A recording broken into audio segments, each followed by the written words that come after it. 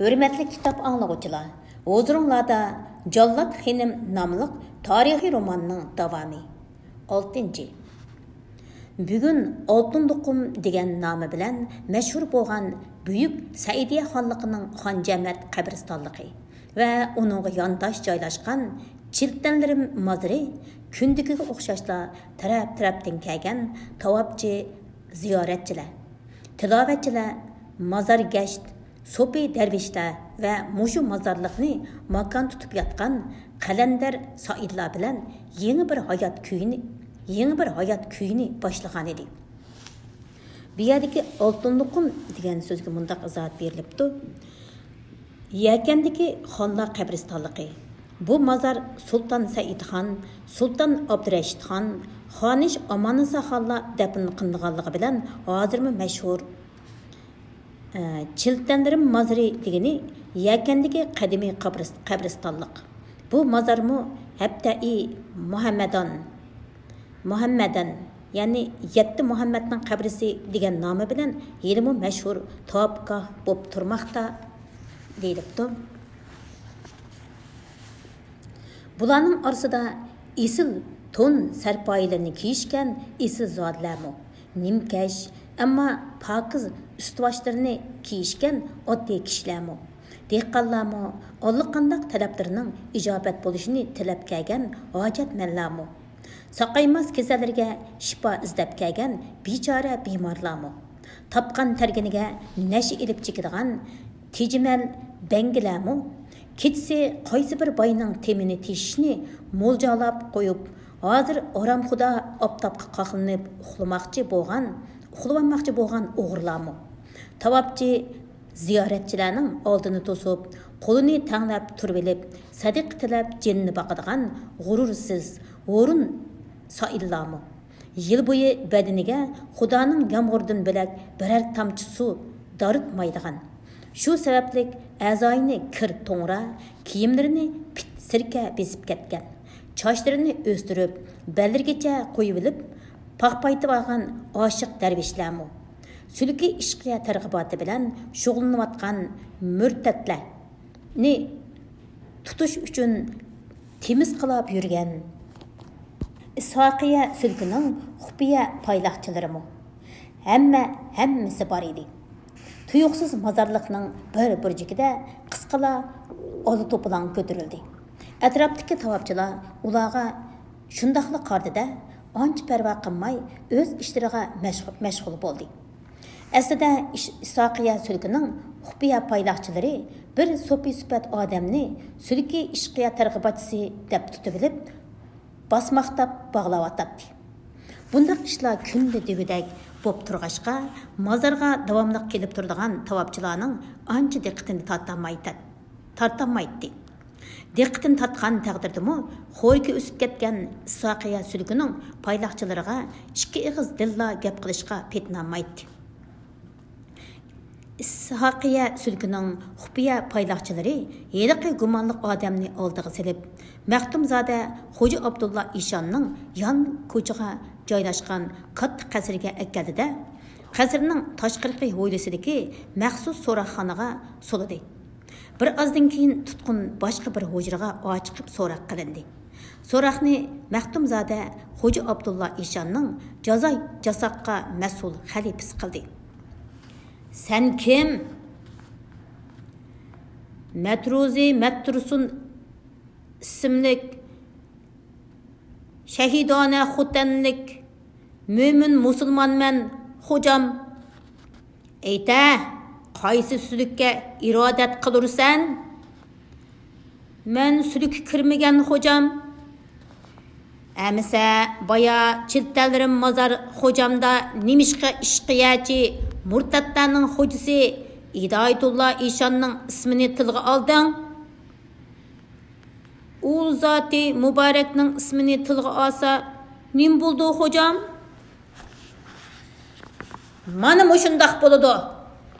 Xalifa shundaq degunicha tutqunning og'ziga qarasida bir tasdak selivatgandan keyin qishidagi hamrohlariga buyruq qildi. Sagitinglar.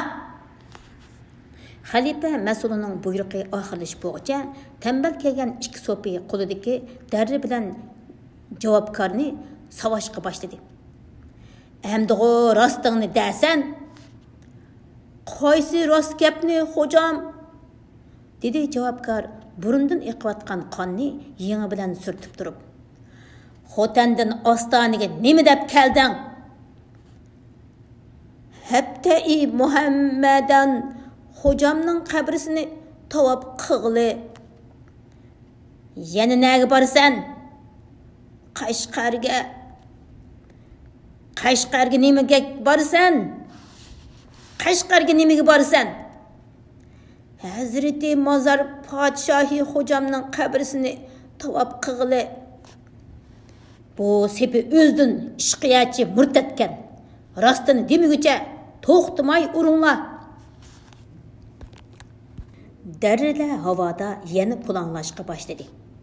Javobkorning xotirjam turqidan bu so'roq qiynoqlarga oldin tayyorlik qilib qo'ygandek. So'roqchini qasdan ko'diriltib, diqqatini o'ziga bekrak buravatgandek ko'rinadi. "Voy, xo'sh bo'lay, hojam. Menga rahim qilsila", dedi boyatdan beri urilgan, shunchalar dardiga g'ing qilmagan javobgar endi birdilla Alloh to'g'ri silib.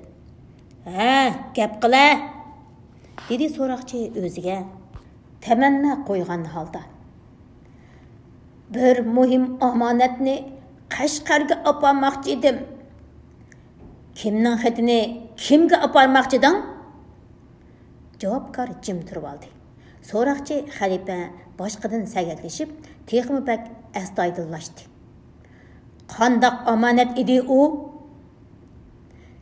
"Sizga deb bersam bo'lmaydi, hojam", dedi javobkor so'roqchini texmi vasvasiga silib. "Manga deb bermay, igichangning irg'i deb beramding, murtad. Omonat qani? Darhol chiqar." Javobkor hozirla oqtirish xavfiga duch kelgandek darholla tugilib oldi. Mushuning o'zi kifoya edi. So'roqchi ikki hamrohiga buyruq qildi. "Oqtiringlar bu murtadni." Javobkor Alloh to'g'ri sog'inicha oqtirishga qarshilik ko'rsatib, yerda yetib oldi. Ikki so'pi xizmatkor so'roqchi xalifaning yordamida uni tafsili oqtirdi va paxtaliq to'nining qo'yniga tikib olgan bir parcha xatni tepib oldi-da, xushalliqdan gul qaqalari ichilib ketdi. Xatning so'roqchining qo'liga tushganini ko'rgan javobkor muhim bir vazifani o'rindab bo'lgandek xotirjam bo'ldi. So'roqchi xalifa xatga shundoqli ko'z yugurtib, qattiq cho'chib ketdi-da, udul ishkirga saroyga qarab yugurdi. "Himmatlik pirim, hozir qayerda?" deb so'radi u oldiga uchragan so'pi xizmatkordan. "Xilvatxonasida." "Darhol meni boshlab basla, so'pim. Pirimga ma'lum qildigan muhim ish chiqib qoldi." "Shu topda ko'rishkili bo'lmasmikin, xalifam?" dedi so'pi xizmatkor orsalda bo'lib. "Nimishqa?" dedi xalifa qopqona turib. "Boya qarg'iliqdan bir saxovatchi murshid savob izlab pirimga duo qildirish uchun qizni olib ketdikan. Rajab darvish nikohini o'qib qo'yib edi. Bir buzrukimiz ashu qizni boshlab xilvatxonasiga kirib ketgan. Navoda hozir pirimni malol qildigan bo'lsak, qarg'ishiga uchrab ketamiz, xalifam. Menda pirimning muborak vujudiga ashu qizdimmi bakrak lazzat beg'ishlaydigan bir narsa bor. Mangsila, meni boshlab basla.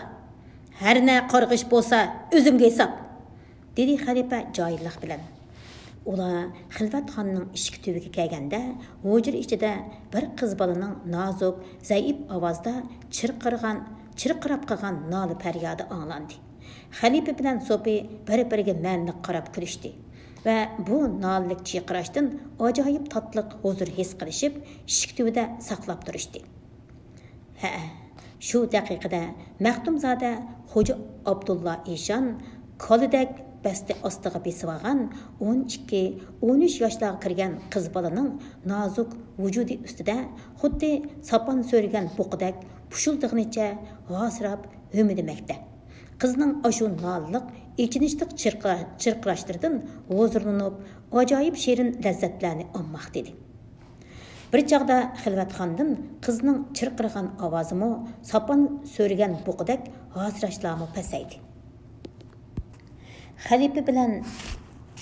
So'pi bilan Xalifa bir-biriga qarab, ma'nilik ko'z ishorasi qilishib olgandan keyin xilvatxonning ishkidagi temir zanjirini yengil shiriqlatdi. Bir ozdan keyin Maxtumzoda Xo'ja Abdulla Eshon ishkitida paydo bo'ldi-da, vaqtsiz malol qilib, payzini buzgan ikki murtiga so'g'uqli qaradi. Xalifa xatni ikki qo'llab tutdi. Xotanlik bir ishqiyachi murtatning yenidan tepib oldik pirim. Naytimi muhim xatda qildi. Shunga ziyoda ta'xir qilib turolmay, aramlarga malollik yetkazib qo'ydik. Eshon xatni eransizlik bilan qo'lga oldi-da, shundaqla ko'z yugurtdi. Shu hamon chiroyda ham jiddiylik, ham xushallik alomatlari jilva qildi. Darhol ot tayyorlanglar, o'rniga kiraman. Eshon xatni qatlab qo'yniga soldi-da, ko'rsatgan xizmati uchun inom ta'ma qilib turgan xalifasiga qarabmi qo'ymasdan, bo'yini suvga silishni unutib, junub holatda paypasliqnicha sirtqa qarab mangdi. 7. Orduning saxovat sarayi. Maxtumzoda Xo'ja Abdulla Eshon maxmal kursida o'ziga tamanna qo'ygan holatda gidiyib o'tiradi. Sultan Abdullah Xon Eshon ko'tirib kirgan xatni mijiqliqnicha g'azabdan g'al-g'al titrab, tagsiz xayollarga g'arq bo'lgan edi. Sultan Abdullah Xonning navrisi Shohzoda Yo'lbosxonning cho'ng o'g'li, xotanning noib amri Xonzoda Abaydullah Xonning imzosida dadisi Shohzoda Yo'lbosxonga yozilgan bu maxfiy xat shu topda Abdullah Xonni besivog'siz g'azab nafratga mubtalo qilib, xuddi yorlangan yutqish shirga aylantirib qo'ygan edi. Ashu mudhish xatning mazmuni Abdullah Xonning qo'lisida tinimsiz jaranglab aks sada qaytaradi. Ey padari buzruk, zolim haqqan bo'lmish babam Sultan Abdullah Xonning nurg'un zulmiga uchrab, ko'p riyozatlarni chekdingiz. Hatta o'z suyruqanliq ziminingiz bo'lmish Qashqar hududliqida putdassab turg'udak yergimi ega bo'lolmadingiz. Ko'p qitim sizga tasalli berishni, shikastlangan ko'nglingizni yasashni o'ylagan bo'lsammi, oraliq yiroq bo'g'ashqa qishingizga borolmay dog'u hasrat qoldim. Sizga hamdam bo'g'im, farzandlik burchimni ado qilg'im bo'lsimi, qandoq qilishimni bilolmay qolgan edim. Mana endi sizning yozgan muborak xatingizni topshirib elib, dilim xuddi tuyuqsiz optab tushgan qorong'u hujradak yurib ketdi. Qandoq qilishimni bilib oldim. Rost aytsiz, aslida taxt saltanat endi sizga tegil bo'lishi kerak edi. Xon babam o'rdidagi harom tamoq, riyokor amirlarning, ostondagi isoqiyachi murtatlarning gapiga kirib, tog'am Shohzoda Abdumo'min Xonni vali ahdi qilib, noib xonliq martabaga ko'tirdi. Bu ish asli taxt sohibi bo'lmish, bizlar uchun chidab turg'usiz ig'ir haqorat. Endi qo'l qovushtirib turaversak bo'lmas. Men siz bekitgan muhlat qaralda Xotandagi barliq sarkarda lashkarlarimni boshlab yo'lga chiqaman. Xudo xolisa pot yaqinda ostonda ko'rishkaymiz va ikki tarafdan tang iskanjiga ilib taxtni tortib olg'aymiz. Sultan Abdullah Xonning vujudi muzlab, sovuq tarlab ketgan edi. Ey davlat panohim, men sizga boshtil degan Shohzoda Yo'lbosxonning paylini o'zgartkili bo'lmas, deb qudrat quli qilishga boshladi Xo'ja Abdullah Eshon. Shu topda u Shohzoda Yo'lbosxon o'g'li bilan birlashib, dadasidan hozirla taxtni tortib olib, o'zining isoqiya sulkini qattiq taqib ostiga oladigandek vahimaga tushgan edi. u Abdullah xonni hadab vasvasiga silishga boshladi. Aslida Shahzodani o'z vaqtida jazolash, atrofidagi ishqiyachi nomusulmon murtadlarni yiltizdan quritib tashlash kerak edi. Mana endi o'g'li Xonzoda Abaydullah xonnimi ozdirib, ota bola birlashib olib, sizlardan bu saltanatni so'yib olmoqchi bo'lishibdi. So'yib degan so'z tortib olmoqchi degan, tortib olib degan gapkan. Vaqtida bir amalni qilmasak, navbat qo'ldan ketib, cho'ng pushaymonda qolurmiz qiblagahim.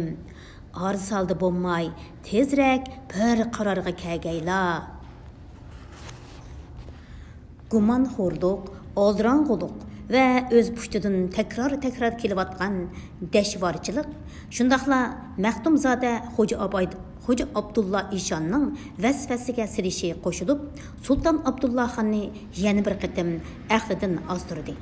Ochiqini aytganda, u Xo'ja Hidoyatulloh Ishonning shaytonni ozdirg'uchi qora xat hilisining domiga yana bir qitim tushgan edi. U bu xatni Piri buzriki Xo'ja Abdullah Ishonning qo'li orqali topshirib olganligi uchun xatning mazmunidan qilchilik gumonlanmagan edi. Bu xatni Sultan Abdullah xonga ashaddiy raqibi Maxtumzoda Xo'ja Abdullah Ishon orqali yetkazishmi, Xo'ja Hidoyatulloh Ishonning bu qitim planlab ketmoqchi bo'lgan mutaasining yana bir tarkibiy qismi edi.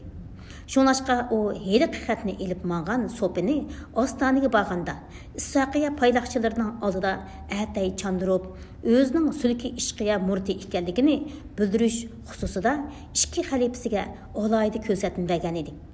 Keyingi ishlar Xo'ja Hidoyatulloh Ishonning oldinala faraz qilganidek o'z tartibi bo'yicha ro'yobga chiqdi. Ul vafosiz farzandning payli shu bo'lsa, bizmi qarab turmay, andaq qozonga mundaq chumush qilayli, dedi texchilar g'azabdan titrab turgan Sulton Abdullah xon tishlarining orasidan chiqarib so'zlab.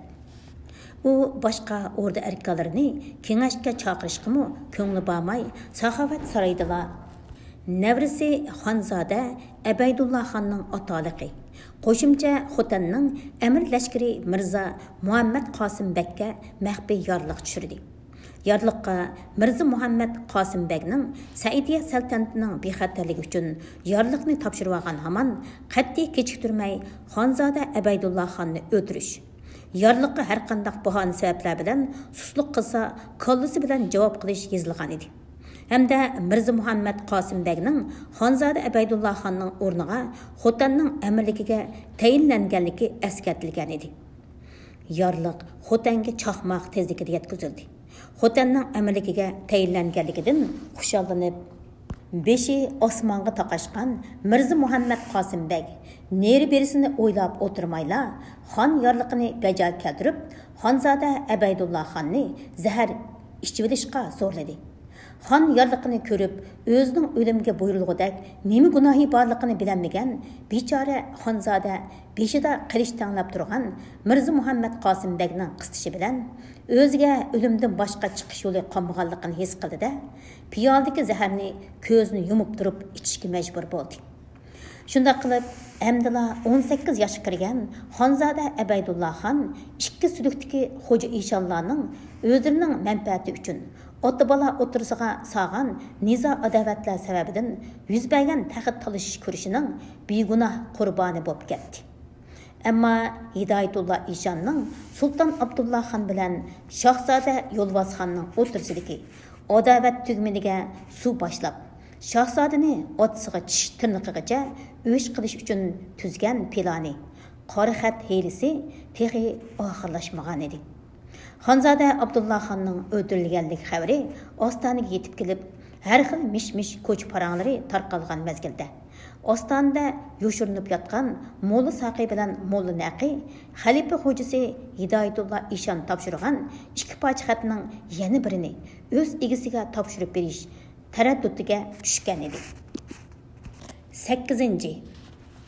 Oksi Xonzoda Abaydullah xonning vaqtsiz o'limiga echinib kun bo'yi yig'lab chiqqan Shahzoda Yo'lvoz xonning qizi Malika Xonzodam xonim Көңіл сорап кәген досты Мәлике Мөхтәрәм ханымны көріп, яны қайтадан hazı açtı. Onunğa Мәлике Мөхтәрәм ханымның шунча тәсәллиләре кар қылмады. Başqalarının ağızdan anlаған Sultan Abdullah Han oğlu Şahzade Yolbaz Xandan öç eliş üçün nəvrisi Xotanның naib əmri Əbeydullah Xanны öldürüb etibdi degan mişmiş baranglar Мәлике Xonzoda xanımның yürək bağrını tilg'ib etgan edi. "Canım dostum," dedi Мәлике Xonzoda xanım yig'izidan to'xtab. "Bu xon atamның nima qilg'ini?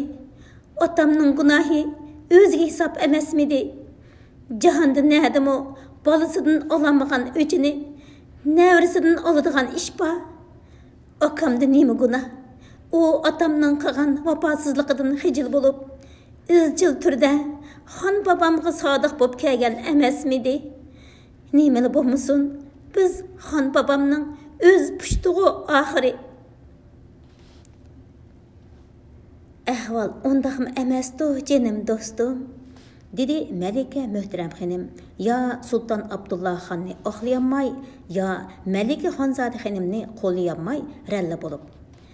"Xaq degan nima gaplarni topmaydi deysan?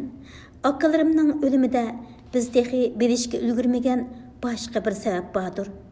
Balkim xon atam uncha rahimsiz odammi emas. Ajab bir gap qilyotdilar-ku. Ajab bir gap qilyotdilar-ku. Uzoq yili Hind Qush Mirza o'ldirilganda ajab bundaq demagandilar-ku," dedi Мәлике Xonzoda xanım ranjib. "Silimi xon babamga amroq, o masalani bek e'tiborlaydi. Shunga uning yinini olala. Silni marhum akamga loyiq ko'rib tikanman texi." Мәлике Xonzoda xanım bir pas o'pkidab yig'lagandan keyin davom qildi.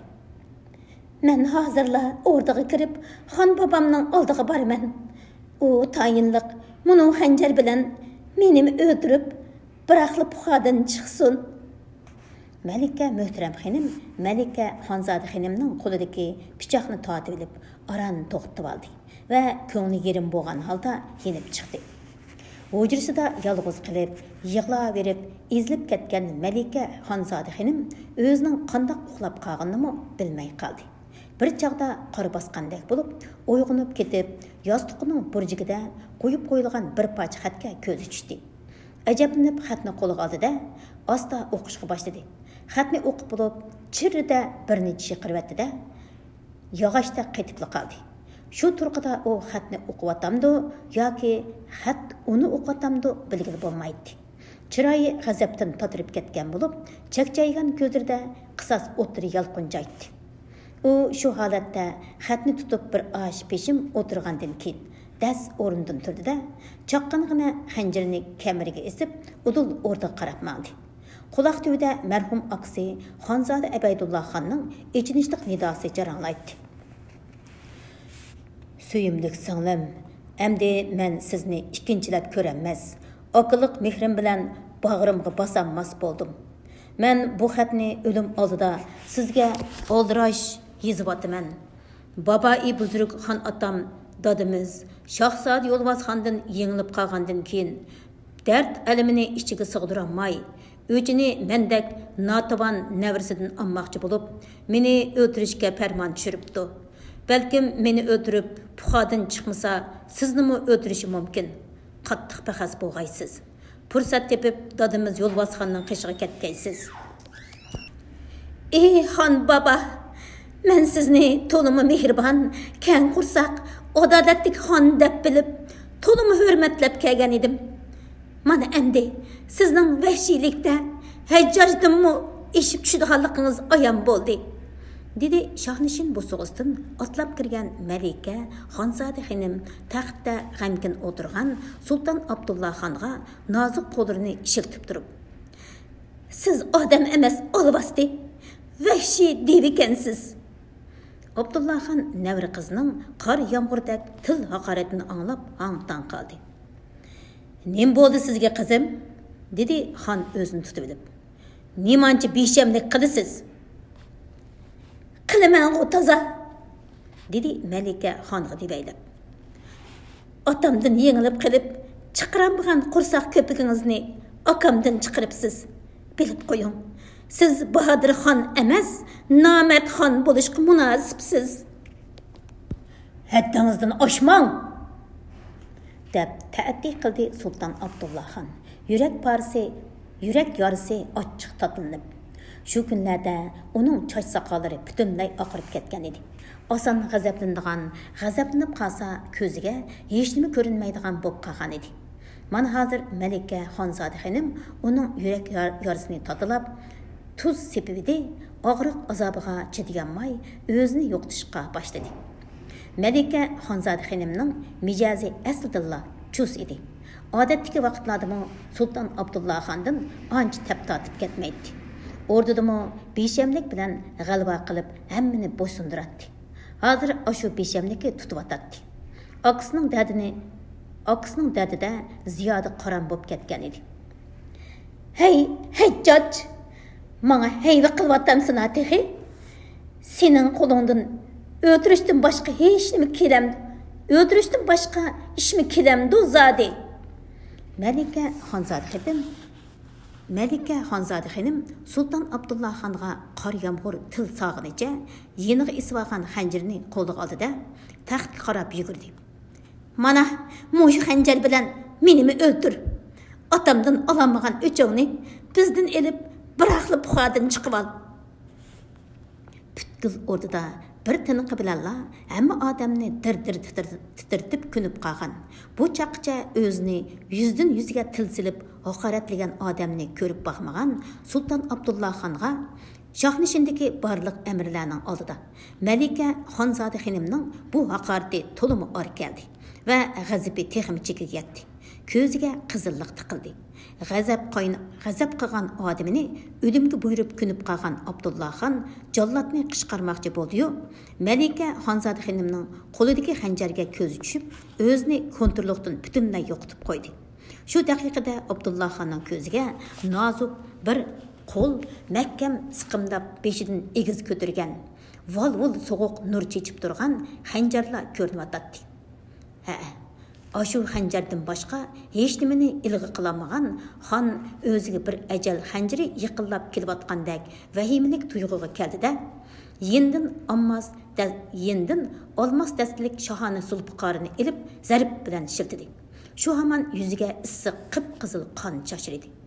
Bir chaqda esini yiqqan Sultan Abdullah xon e'tiborli qiz navrisini chepib tashlaganligini bilib, yerda ikki pocha bo'lib yotgan Malika Xonzoda xonimning qip-qizil qonga bo'yalgan jasadiga qarab, shundoq dahshatli voqirvatdiki, shohnishindagi bir qism to'g'ri yurak o'rda arkonlari ishtonlariga chiqirib etishdi. Yuragi ojizroq o'rda arkonlari hushidan ketdi. Sultan Abdullah xonning dahshatli voqirishidan avval shohnishin, ondan o'rda, oxirida butkul zamin titradi. Titragandimi, yuraklarni larziga silib, dahshatli darajada titradi.